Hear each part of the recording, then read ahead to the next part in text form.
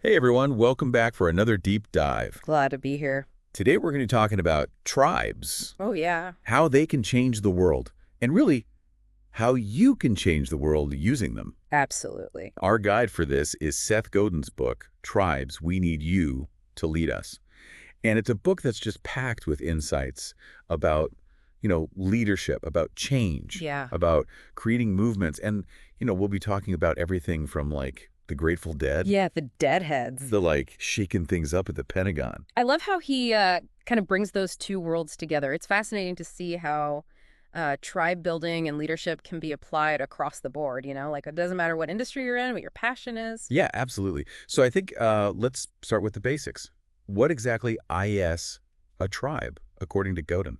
Well, Godin defines a tribe as a group of people connected to one another, a leader, and an idea. Okay.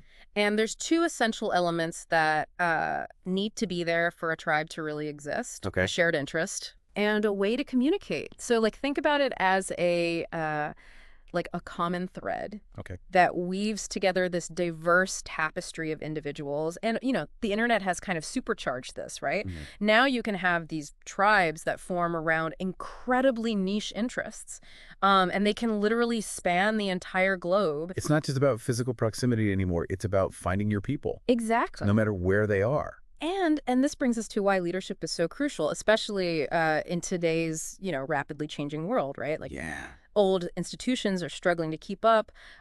Consumers are craving authenticity more than ever.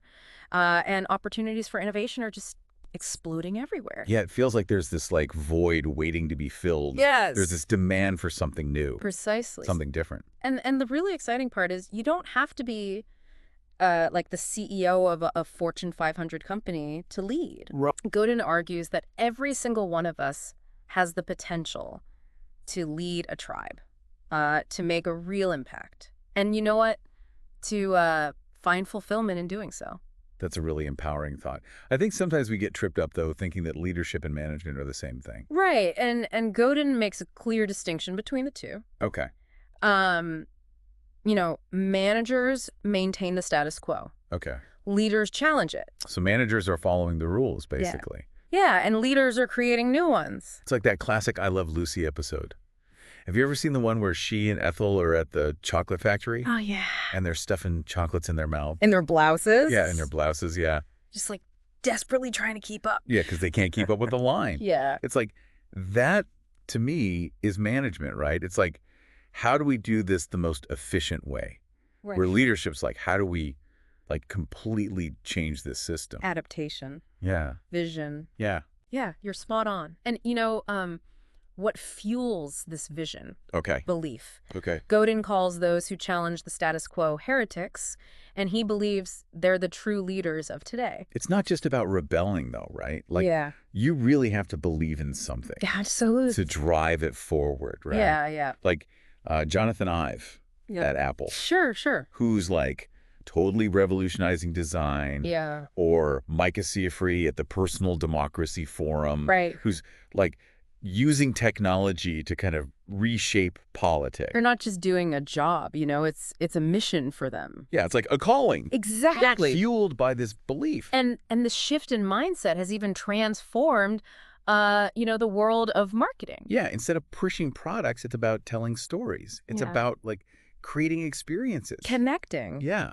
On a deeper level. that resonate with people. It's about giving your tribe a platform to connect, to share their passions, and to feel like they're a part of something bigger than themselves. Yeah, okay. That all sounds great. Sure. But let's be real for a second.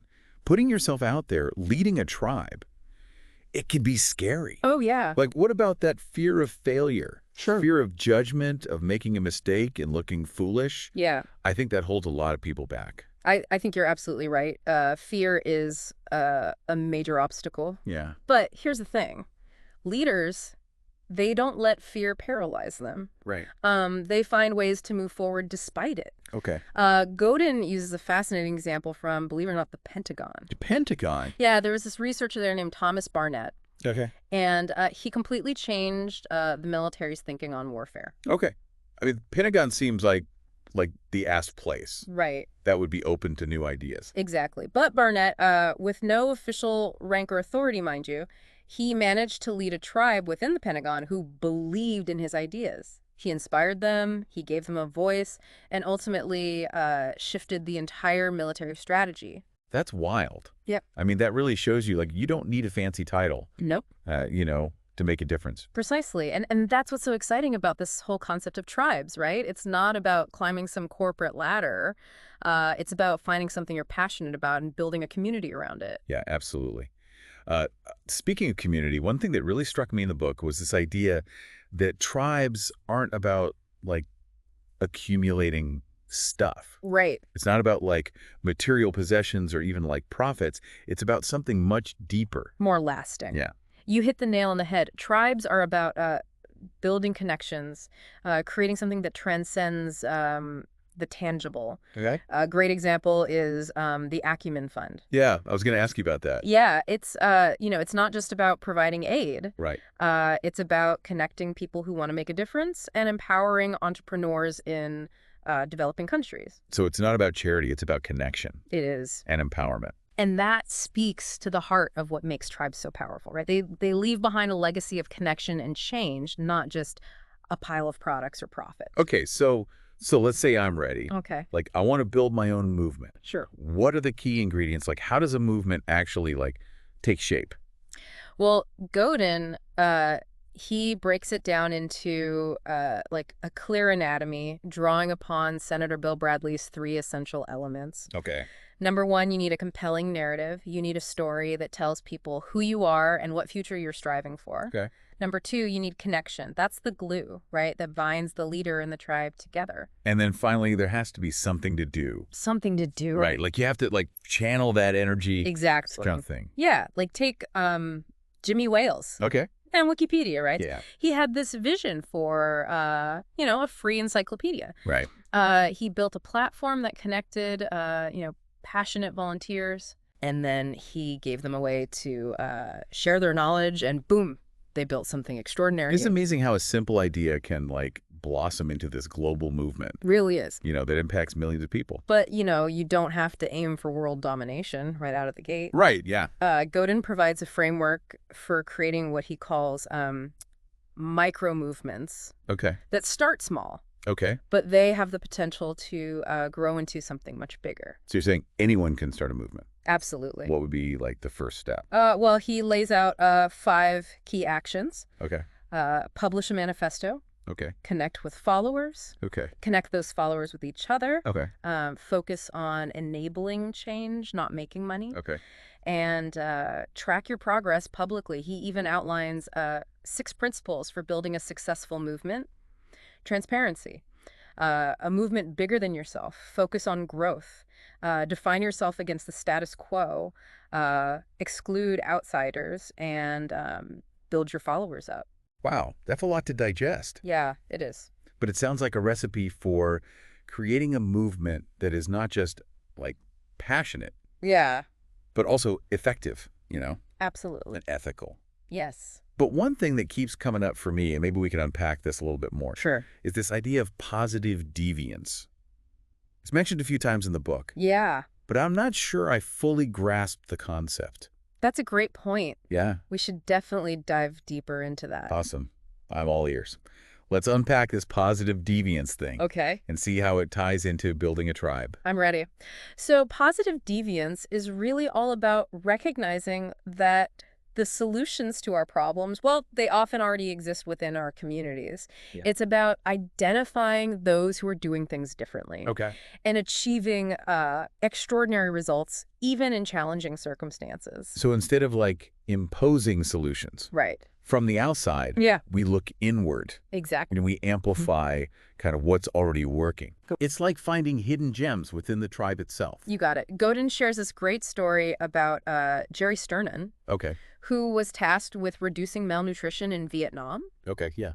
And instead of bringing in, like, these expensive experts and programs, Yeah.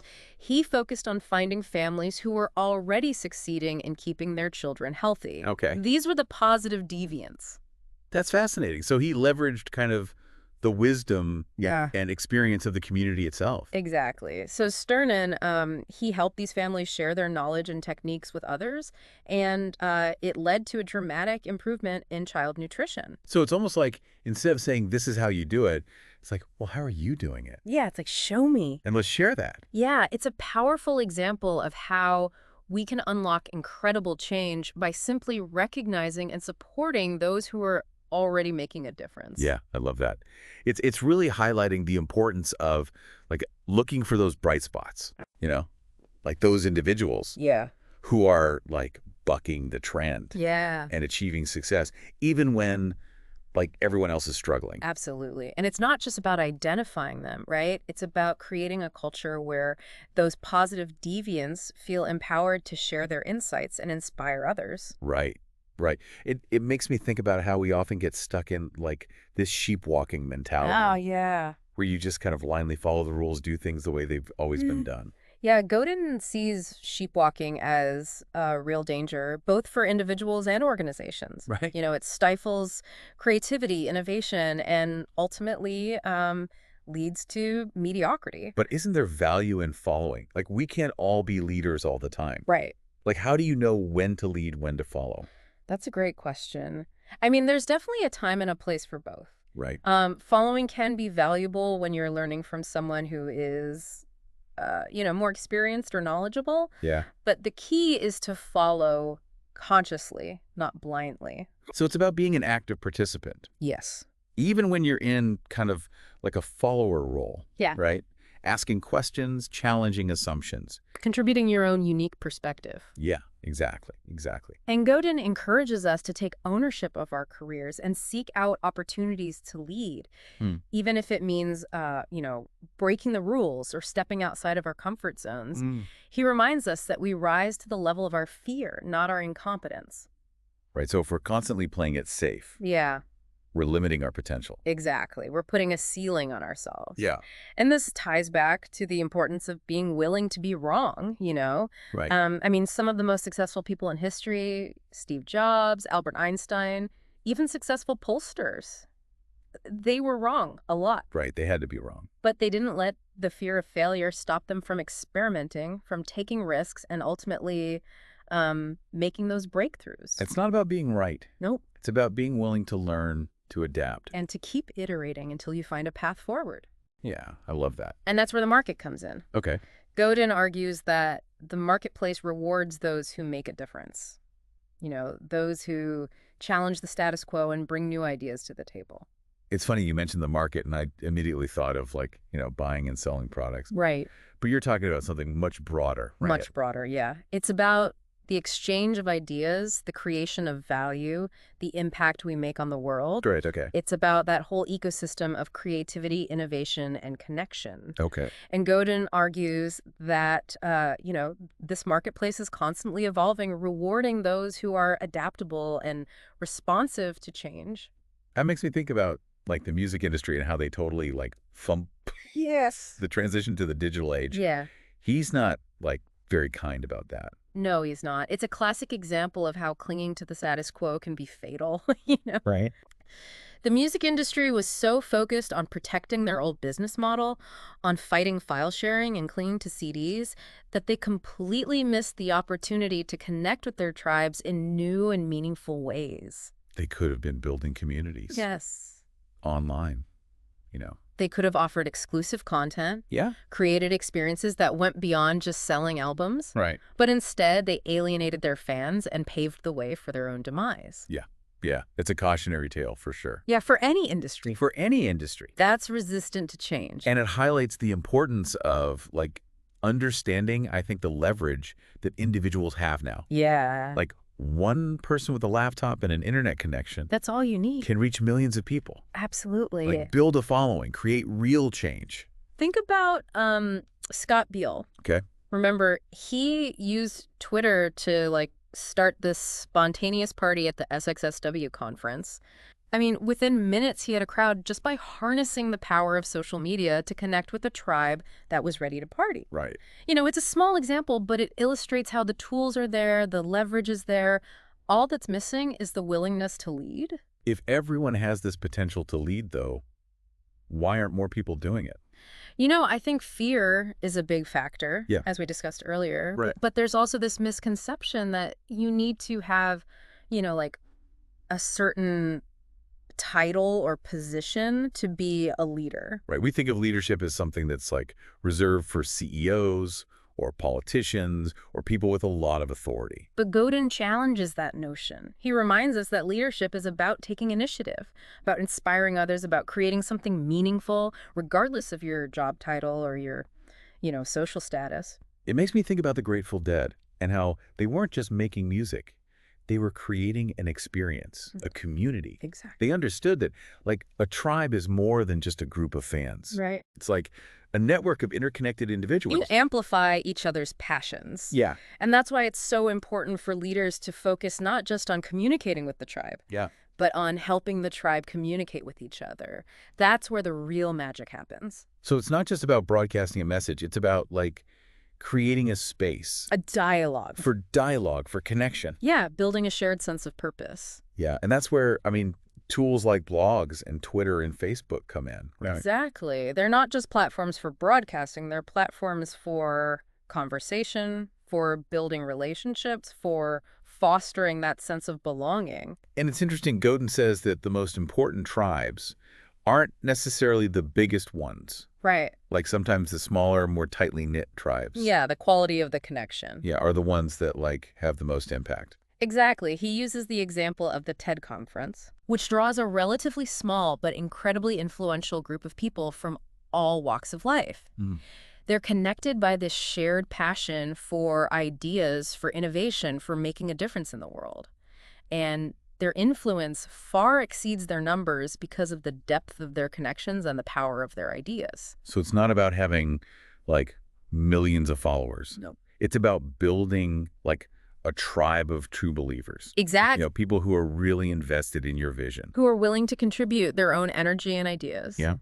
Godin talks about the importance of finding people who are willing to lean in, to take initiative, to contribute their own unique talents and perspectives. He compares them to the students who actively participate in class, asking questions, challenging assumptions, and pushing the discussion forward. Those are the people you want in your tribe. Those are the folks you want. Right. And then on the flip side, you have the sheepwalkers. Yeah, just blindly following the rules, doing what they're told without questioning or contributing. Godin sees sheepwalking as a real danger.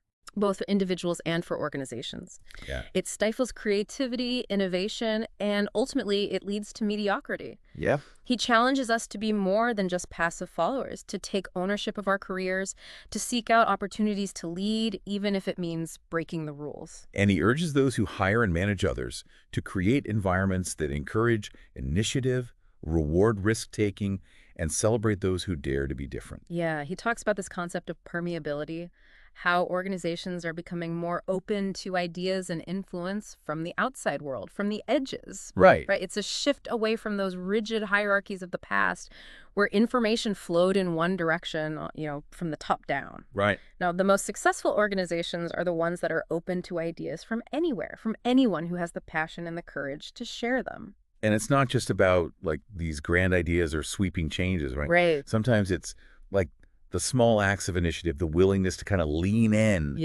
and fill a vacuum that make all the difference. He uses the example of Barbara Barry, the furniture designer, who landed this major manufacturing deal by taking the initiative to create prototypes using the company's fabric. I love that.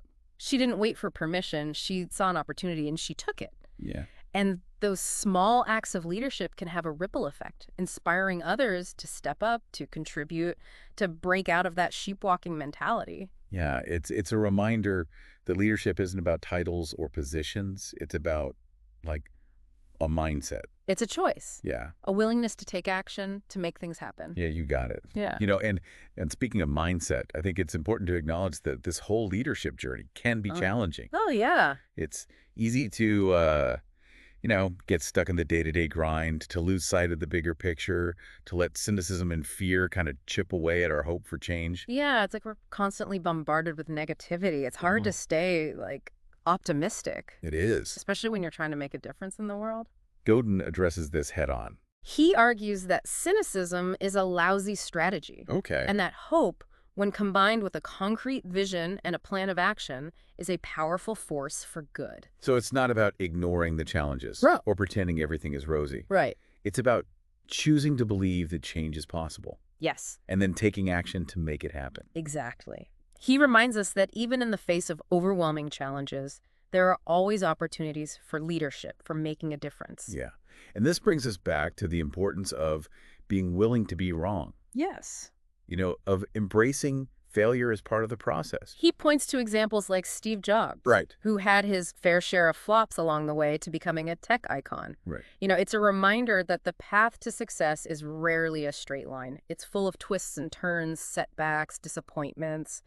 But it's the willingness to persist, to learn from our mistakes, to keep pushing forward, that ultimately leads to those breakthroughs. So it's not about avoiding failure. Yeah. It's about learning from it, using it as fuel. Exactly. Yeah. And Godin emphasizes the importance of fierce protection, standing up for your ideas and your vision, even in the face of pressure to compromise or conform. That sounds tough, especially when you're going up against, established powers or people who are just resistant to change.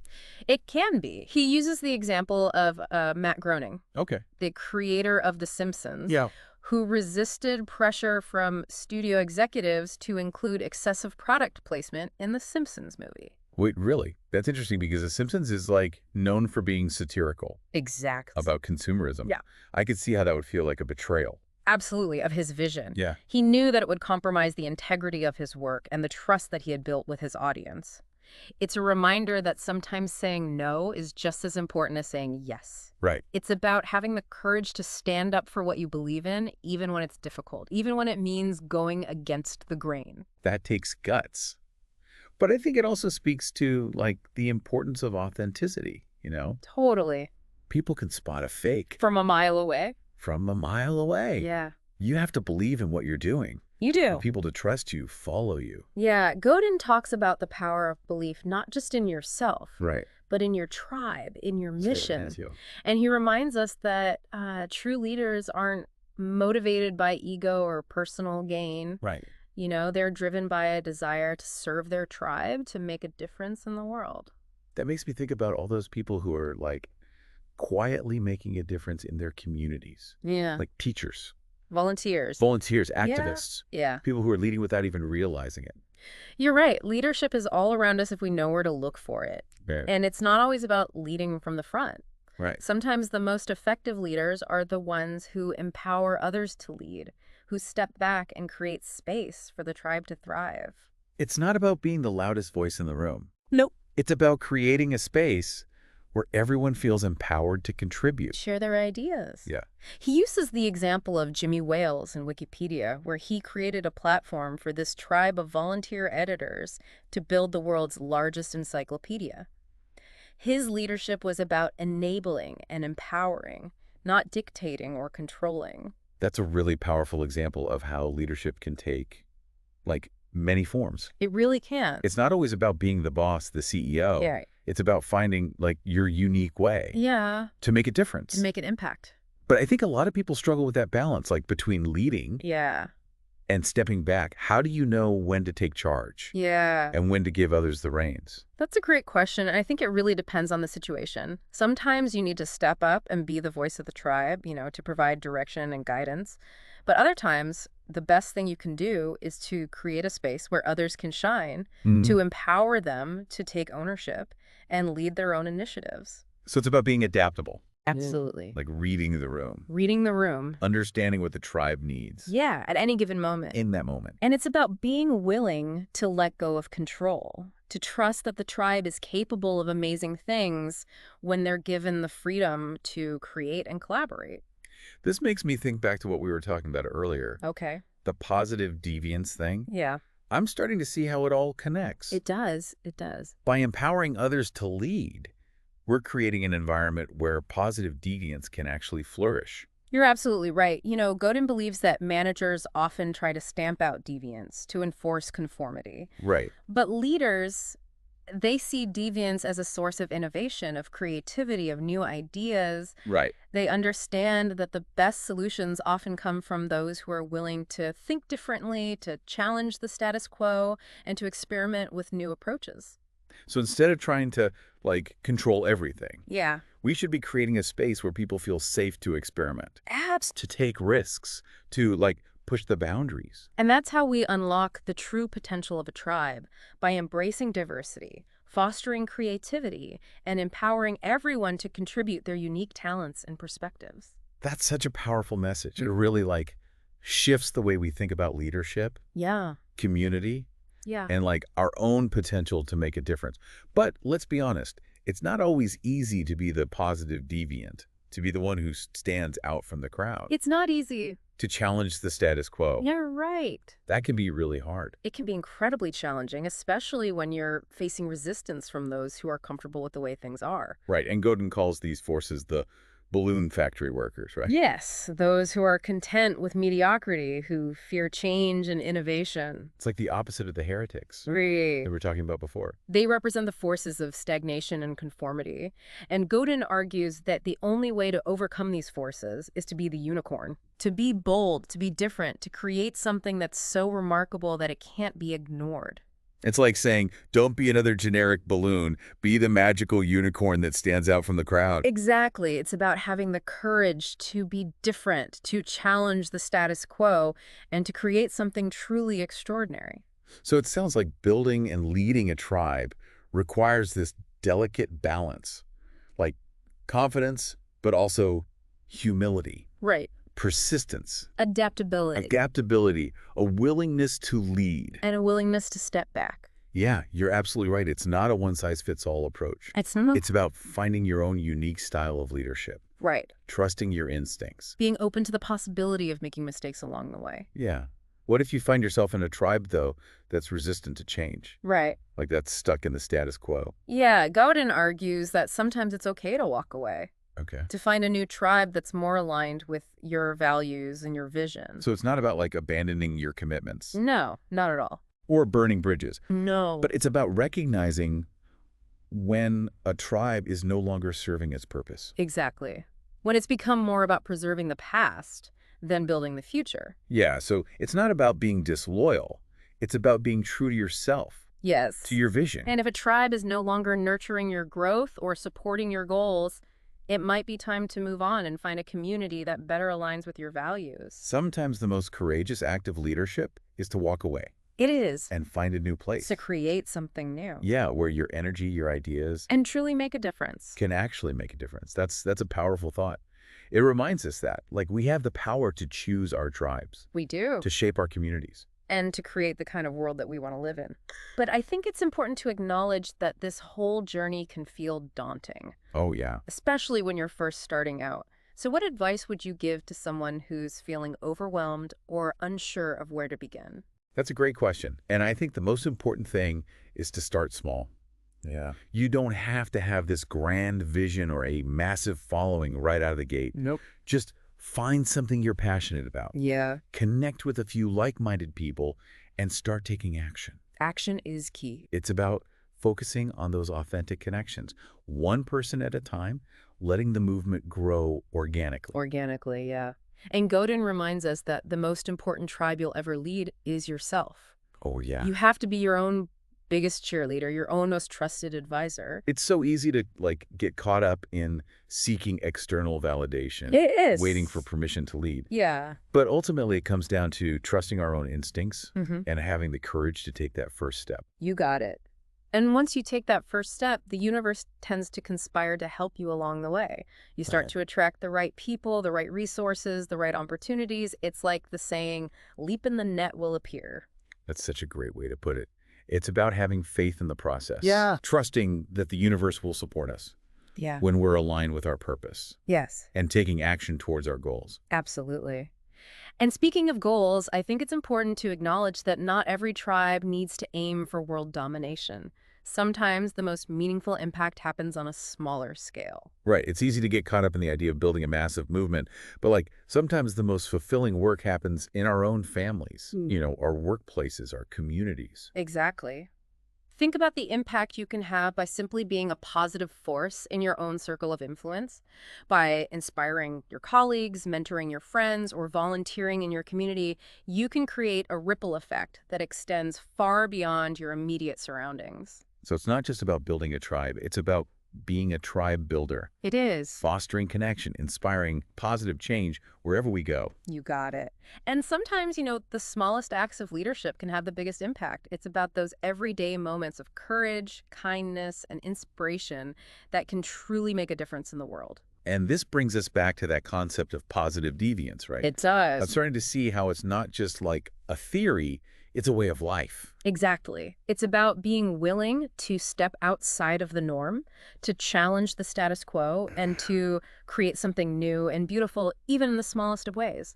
You're absolutely right. It's about seeing the world through a lens of possibility, of recognizing that we all have the power to make a difference, and of choosing to act on that power one step at a time. This has been like such an insightful conversation. Yes. I'm already feeling like inspired to like step up my own leadership game and look for opportunities to like build tribes Yeah. and foster positive change Yeah. in my own life. I'm so glad to hear that. And remember, you don't have to do it alone. There's a whole world of people out there who are passionate about making a difference, who are yearning for connection, who are waiting for someone to lead them. So the question is, are you ready to answer the call? Are you ready to step into your power as a leader and create something truly extraordinary? Yeah, it's exciting and daunting at the same time, but I think that's where Godin's book really shines. It gives you that roadmap, a set of tools, Mhm. and a whole lot of inspiration. It does. He reminds us that the world is craving change. The old ways of doing things are crumbling and the opportunities for innovation are, well, they're pretty much endless. It's the perfect time to step up and lead. It feels like we're at this like crossroads where like the old systems are breaking down and something new is trying to emerge. Exactly. And it's up to us, the Yeah. tribe builders, the positive deviants, the heretics to shape that future. Okay, so let's say I'm ready. I'm ready to embrace my inner heretic, build a tribe. What's the first step? Where do I even begin? Well, Godin offers this really simple but profound piece of advice. Okay, He says the best way to sell a book is to sell just one copy. just one. That sounds almost too easy. I know, right? It might sound counterintuitive, but think about it. Find that one person who truly resonates with your message, who trusts you, and share your work with them. If they love it, they'll tell others. And that's how movements start, with a single spark of passion that kind of ignites a chain reaction. So it's not about like, trying to reach millions of people right away. Yeah. It's about focusing on those authentic connections, one person at a time. Exactly. It's like planting a seed. You nurture it, you give it time to grow, and eventually it blossoms into something beautiful and impactful. This makes me think about Nathan Winograd, who's leading a movement to create no-kill animal shelters. Yeah, he's amazing. He's not a politician. He's not a CEO. He's just a guy with a deep passion for animals and a vision for a better world. And he's making a real difference, shelter by shelter, town by town, by inspiring others to join his tribe, adopt his methods, and spread his message. He's proving that leadership can come from anywhere, from anyone who cares enough to make a difference. That's so inspiring. It Yeah. really shows that you don't need a fancy title or a huge platform to make a difference. You really You don't. just need to find that thing that, like, lights you up. Yeah, that thing you're willing to fight for, Yeah. and then start taking action. So the question for you, dear listener, is this. What's your no-kill shelter?